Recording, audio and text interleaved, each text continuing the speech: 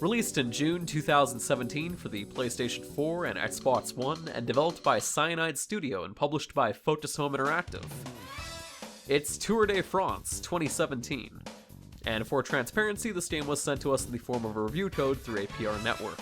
The Tour de France itself is a multi-stage cycling race spanning across most of France and parts of Europe, broken up into different classifications. And like the courses in this game, the Tour de France has a long history. The race dates back originally to 1903, and has been held annually since, except for during each World War.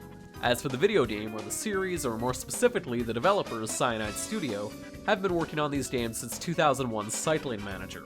Tour de France 2017 itself is essentially a cycling game that also incorporates management elements. From pausing the game and managing the actions of your team, or even changing to a different rider altogether.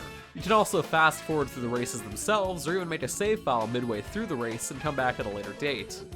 The game features 4 different modes. Tour mode, allowing you to pick a team and compete in a number of different tours such as the Tour de France 2016 and 2017, and a few other ones, containing multiple courses across Europe and France itself. Then there's also Pro Team mode, allowing you to create your own team and earn sponsors and compete in different tours.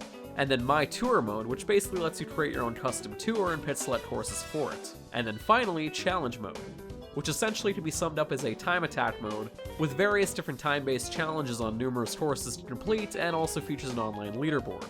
But is the 2017 edition of Tour de France any good? Let's find out first with the good. As a newcomer to the series, I'm pretty thankful the game included a fairly comprehensive training mode, because Tour de France 2017 has quite a bit of depth to its mechanics. From managing the consumption of your stamina, ranging from how hard you're pressing the R2 trigger, to utilizing your feed during a race, and knowing when to attack, and cyclist terms, meaning when to push for the front of the pack, or knowing when to remain behind another rider in their slipstream to regain your stamina, as well as utilizing your team throughout the race and picking certain riders suited for specific parts of the course, such as riders who are better at hill climbs, for example. Tour de France 2017 is oddly enough much more of a strategy and team management game than it is an actual racing game, and it's fantastic. So much so that you're better off abusing the team management functions and fast forwarding throughout the race than actually attempting to race the entire thing yourself with a single rider you picked. I found myself constantly strategizing and planning before a race, on where I wanted to make my major attack and push for the front, when to make my sprint for the finish, and which riders to utilize for different tasks, and made sure we're constantly at the top of the overall standing in numerous categories. The ability to also save at any time during a race and then come back to it was a huge help in experimenting with different strategies throughout the race, or simply just taking a break, which is helpful, considering some of these races span easily well over 30 minutes. The game also features plenty of different modes, as I mentioned earlier, to experiment with and play, with a number of different tours and races that will change things up, allowing you to experiment with different riders and strategies. And during my time spent with Tour de France 2017, roughly across 6 to 8 hours, I experienced no crash nor any major bugs of any kind, so that's always a plus. The overall presentation is fairly solid as well, considering this is very much a budget game. I just wish the soundtrack was a bit more interesting. But now let's discuss what never sounds great, with the bad. Or in this case, more appropriately, how not great this game looks.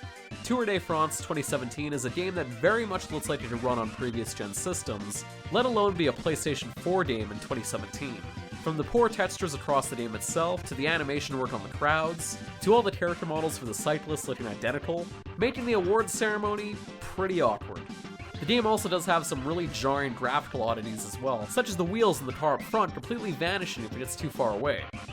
Overall, Tour de France 2017 is not a very pretty game and comes off looking extremely dated.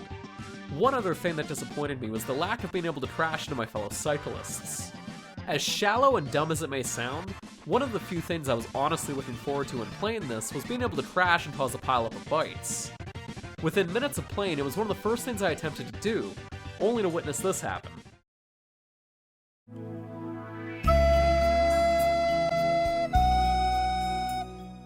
But all in all, these are fairly minor complaints and don't detract too much from the game itself.